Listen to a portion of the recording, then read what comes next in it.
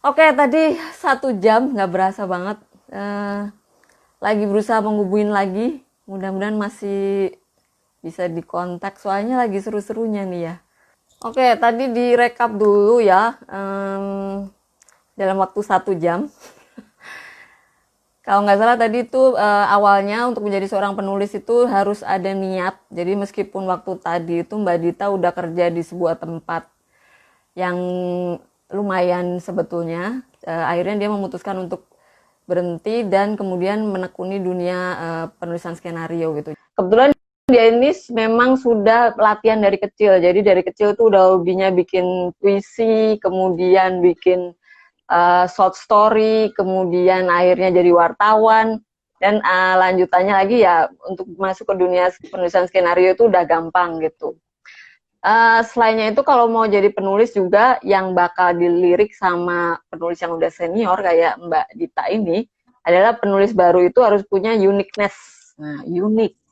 Entah tulisannya itu karakternya yang unik atau mungkin konfliknya yang unik atau mungkin anything lah yang membuat penulis yang sudah senior tertarik dengan kamu yang baru belajar menulis. Kemudian untuk jadi penulis yang bagus tentu saja harus bisa riset, bisa melakukan riset, banyak riset dan membaca referensi. Selainnya itu juga mungkin diskusi sama orang yang punya pengalaman hidup dan sebagainya.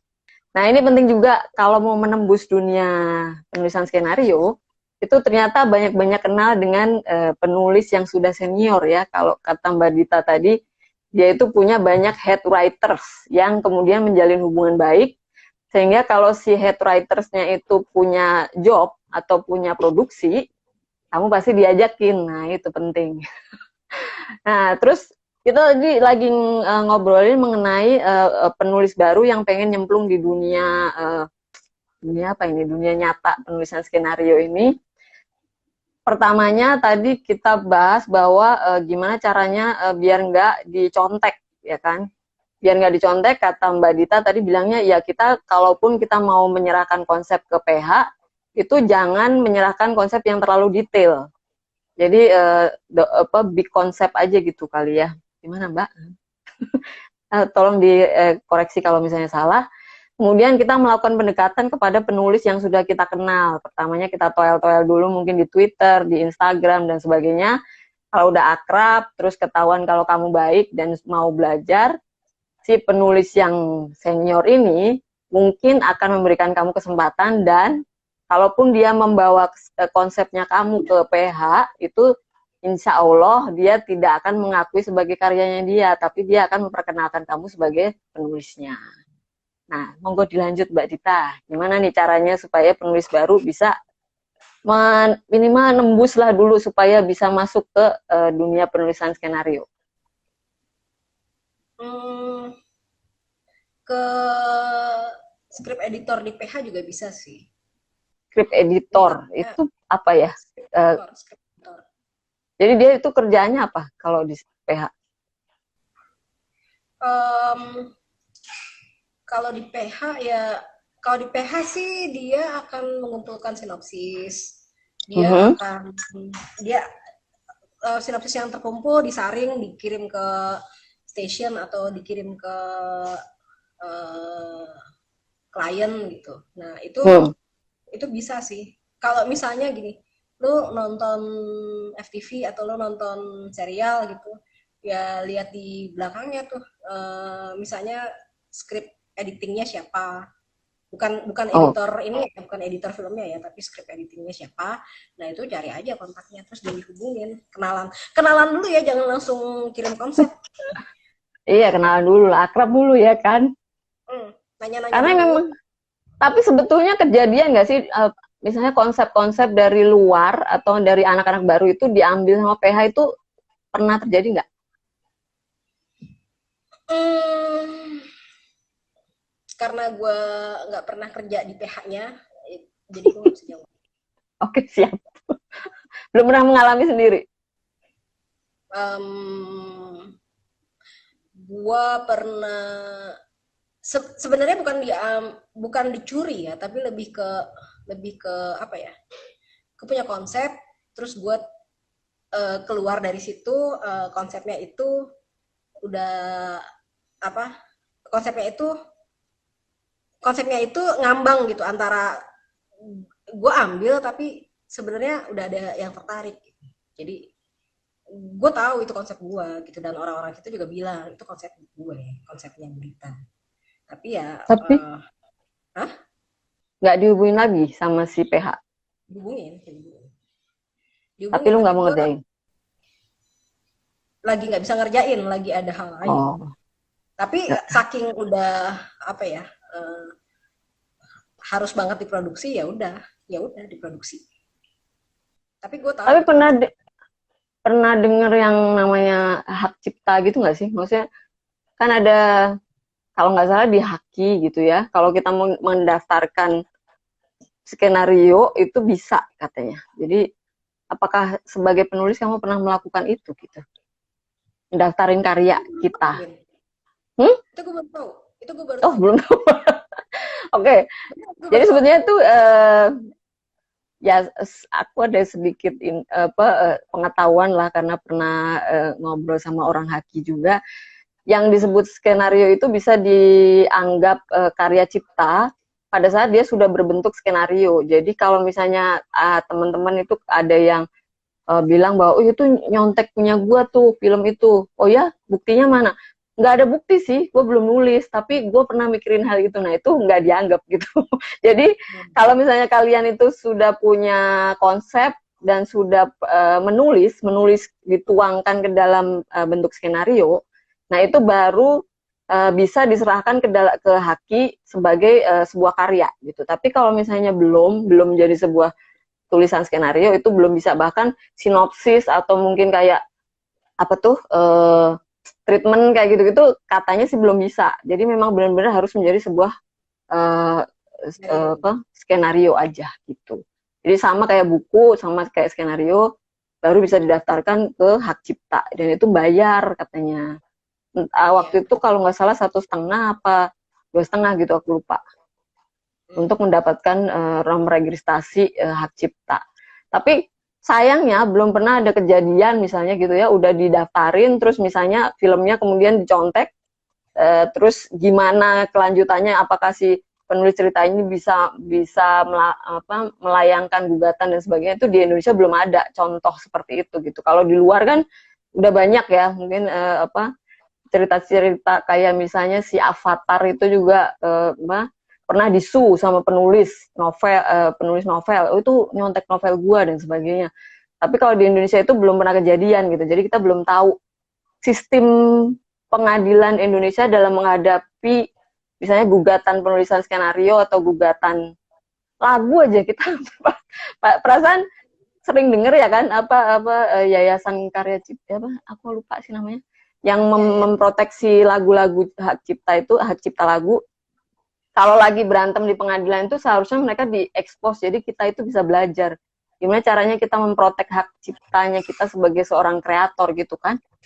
Itu bahkan Iya. lu aja belum pernah ya mengalami atau mengetahui bahwa sebetulnya tulisan skenario itu bisa didaftarkan ke hak cipta gitu ya. Mungkin suatu saat nanti kita bisa undang dari Haki, mungkin ya bisa kasih penuangan mengenai hal itu. Oke, lanjut lagi mengenai penulisan skenario. Nah, kalau misalnya dibandingin antara TV dengan layar lebar, itu menurut kamu cara kerja atau mungkin gimana cara kamu bekerja di situ tuh lebih nyaman yang mana gitu? Bekerja di dunia TV atau di dunia layar lebar? Untuk senario. Ya, untuk penulis skenario. Kalau untuk eksplorasinya itu enakan di layar lebar karena dikasih waktu cukup untuk eksplorasi konten, karakter, itu penulisannya juga bisa eh, diskusinya lebih panjang gitu. Kalau TV kan harus lebih cepat dari itu. Tapi ya itu untuk kepuasan sih ya punya punya nilai kepuasan masing-masing aja. Kadang kadang layar lebar karena dia lama jadinya kita yang eh, apa ya, Greget. nafasnya tuh harus jaga. Ini murid saya baru masuk ini. Ibu saya telat. Gitu. Marahin aja, marahin aja. Jadi kalau di layar lebar mungkin kamu merasa lebih puas secara karya ya, maksudnya bisa terpuaskan ide-idenya bisa dieksplor, mungkin idealisme juga bisa masuk lebih banyak mungkin kali ya. Proses mantep. Ya, ya. Prosesnya juga enak. Ya Apakah lebih penulis aja. penulis skenario itu diizinkan datang ke lokasi syuting terus ikut-ikutan ngebahas gitu nggak sih? Kalau diizinkan datang ke lokasi ya pasti. Oke. Untuk ngebahas, biasanya sih kalau gue ya nunggu ditanya. Oke. Gitu. Tapi sejauh mana seorang penulis skenario itu mempunyai wewenang gitu. Jadi apakah misalnya kalau kita sebagai penulis skenario begitu kita dapat duit diserahin skenario udah kita nggak bisa ngapa-ngapain? Atau ya itu lu masih kita masih dikasih kesempatan untuk oh pak maaf pak gitu pada saat syuting gitu ya, maaf pak maksudnya si karakter ini bukan kayak gitu pak, saya waktu nulis begini gitu gitu boleh nggak sih? Um, kan jenderalnya lapangan udah ada ya si sutradara ya. Uh, ya paling kita tanya sama sutradara gitu. Ini yang ini ya. Bukannya ya kita gali aja sutradara tuh maksudnya apa gitu. Terus Karena kalau pasti jauh banget melenceng produser, produser. oh jadi Tapi uh, gini, untuk datang ke misalnya itu diketahui di lapangan ya. Pertama gue tidak selalu ke lapangan ya. Terus kalau di lapangan gue ngelihat ada yang melenceng gitu dari skenario gue biasanya nanya ke produser. Nah produser nanti yang menjelaskan, biasanya produser juga udah ada diskusi sama sutradara, biasanya produser tahu kenapa ada perubahan. Nanti kalau oke. misalnya ternyata perubahan itu buat gua sebaiknya jangan berubah begitu tapi begono gitu, ya sampein aja, nanti produser yang akan mutusin. Hmm. Tapi sampai sebatas produser aja. Jadi kalau misalnya produser memutuskan, oh ya biarin aja kan itu terserah sutradara. Ya kita nggak bisa ngapa-ngapain juga kan. Karena sebagai penulis skenario, ya wewenang kita cuma sebagai penulis itu. Eh, kita mempertanyakan sih bisa aja, Win. Kita Mhm. mempertanyakan ya. Cuman ya caranya mesti baik gitu, sama jelas. Kita mempertanyakan, misalnya gini, kita mempertanyakan adegan yang ini kalau misalnya nyambung ke adegan yang itu, ntar jadi berubah Jomplang. maknanya gitu. Aha. Itu tuh gimana nanti? Yaitu produser, kalau misalnya kita ngomong ke sutradara, kalau gue ngomong ke sutradara sih biasanya nunggu ditanya ya, karena Mhm. gue gue menghormati sutradara di lapangan gitu sebagai jenderal lapangan gitu. Kalau produser kan emang dia yang punya, yang pegang semuanya di atas gitu. Jadi gue apa diskusi sama produser kalau ada apa-apa di lapangan yang menurut gue ini nggak sesuai dengan apa yang gue bayangkan gitu eksekusinya. Oke. Oke, itu jadi tapi kalau di dunia TV sebetulnya lu nggak kapok juga kan? Maksudnya meskipun dengan segala ke ribetannya gitu, terus mungkin idealisme hanya bisa dituangkan sedikit dan sebagainya. Dunia TV itu sebetulnya masih asik gitu loh. Kalau kita punya kekuatan untuk bertahan di situ gitu. Kalau menurut Iya, lu? masih asik. Terutama masih asiknya tuh karena apa ya? Gue suka nulis ketika Mhm. ketika gue menghasilkan sesuatu yang menurut gue bagus gitu, itu gue seneng. Jadinya itu berulang lagi ketika gue bikin skenario lagi. Nah, cuman uh, mainannya kadang-kadang ganti, misalnya skenario TV, skenario web series, skenario film, skenario apalagi, lingkungannya ganti-ganti. Itu sih gue Oke. seneng. Jadi sampai sekarang sih belum ada bosennya. Wah, Paling ya mantap. sekarang ya terhambat karena corona aja, jadi nggak syuting. Oh iya, ini yang masih bertahan di sini. Silakan melayangkan pertanyaan kalau misalnya ada yang mau ditanyain, apapun ya, tapi mengenai dunia penulisan skenario lah. Oke, tadi itu sudah dibahas mengenai TV, kemudian di layar lebar dan sebagainya. Sebetulnya profesi penulis skenario di Indonesia ini menjanjikan nggak sih sebagai sebuah profesi gitu? Kan kalau misalnya kalau jadi penulis itu kan memang harus ditekuni dan total gitu ya.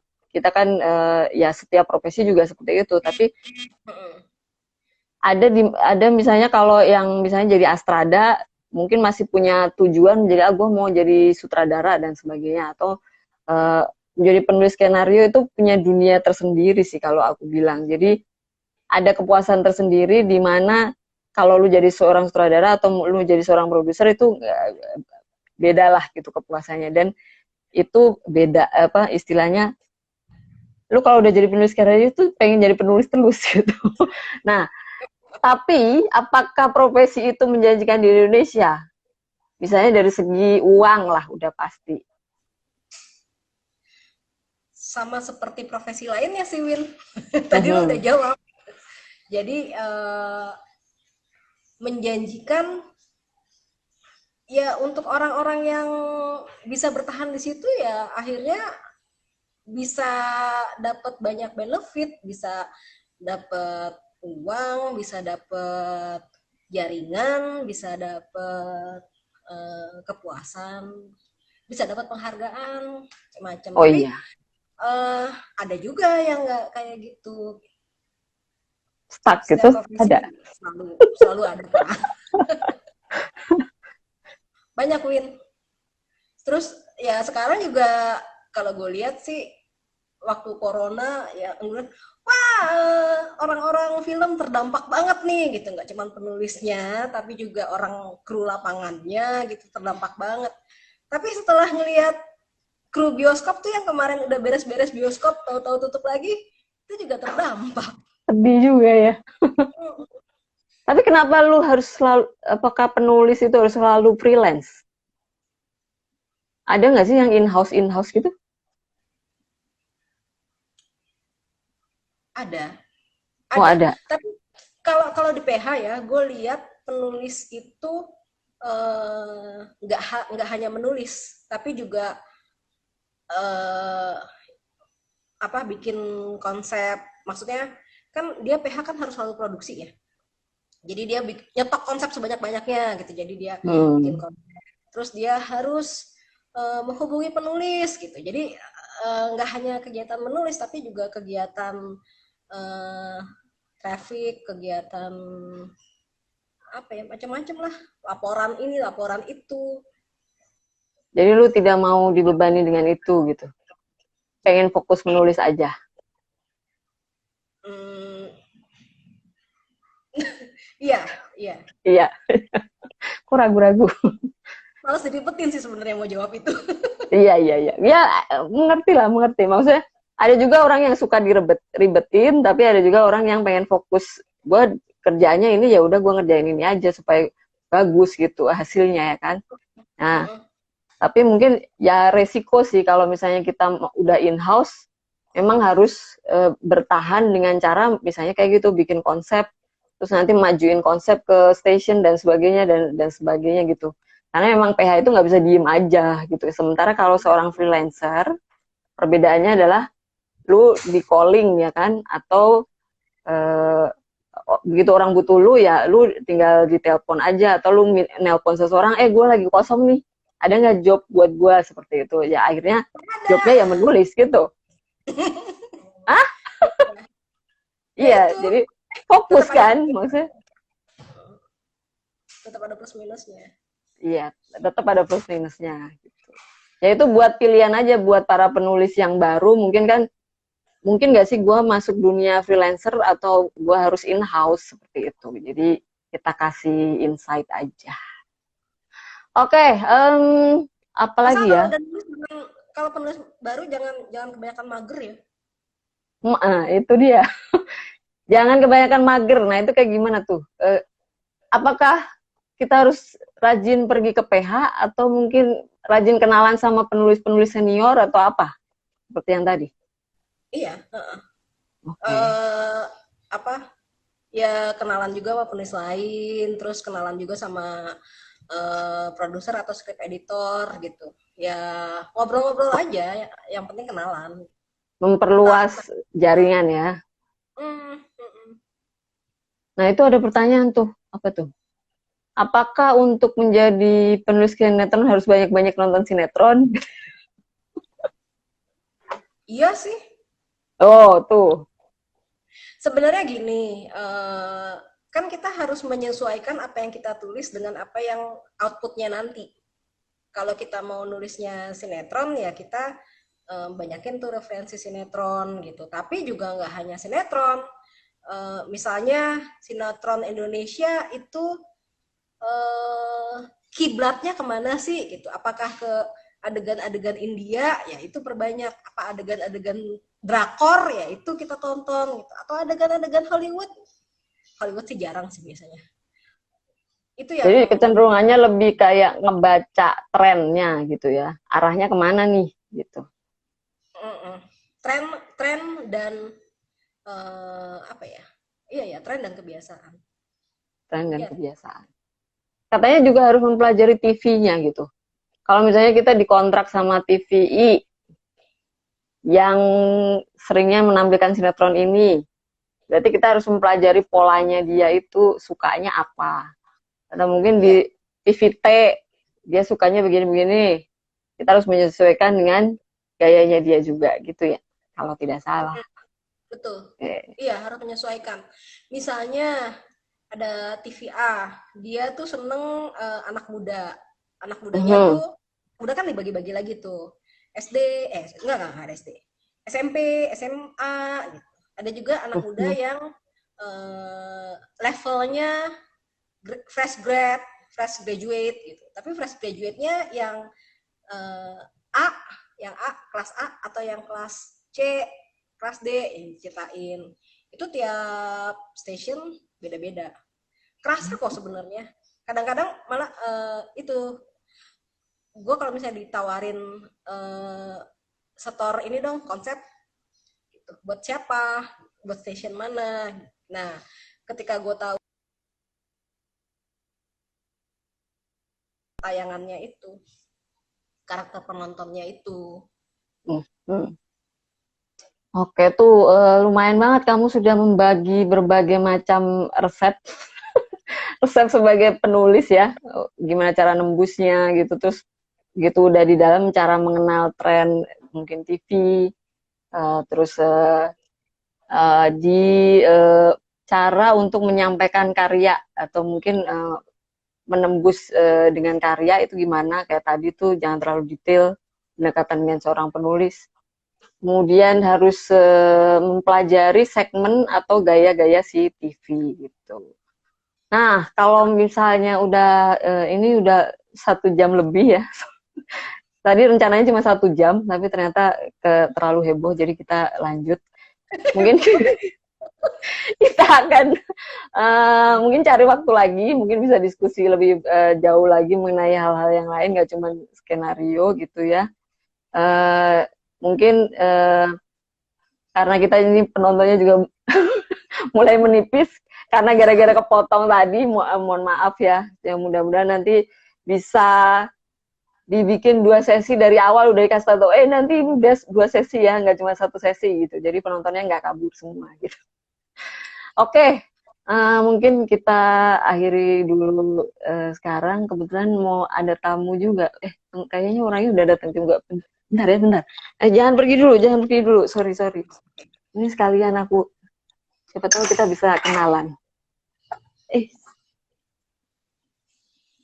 mana tuh? Wah, sini dia. Loh, kenal. Ternyata cuma di sebelah. Oke, semua teman-teman yang sudah tune in nonton mudah-mudahan tadi ada yang bisa diambil manfaatnya dari Mbak Dita ini cerita-ceritanya di masa lalu mungkin kiat-kiatnya juga mudah-mudahan bisa dipakai buat mungkin menembus dunia kerja atau mungkin nantinya buat mencari apa ya, mencari nama sebagai seorang penulis. Berkarya. Nah, itu dia. Mudah-mudahan bermanfaat dan kita ketemu lagi di chit chat yang berikutnya. Terima kasih. Terima kasih Mbak Dita. Terima kasih.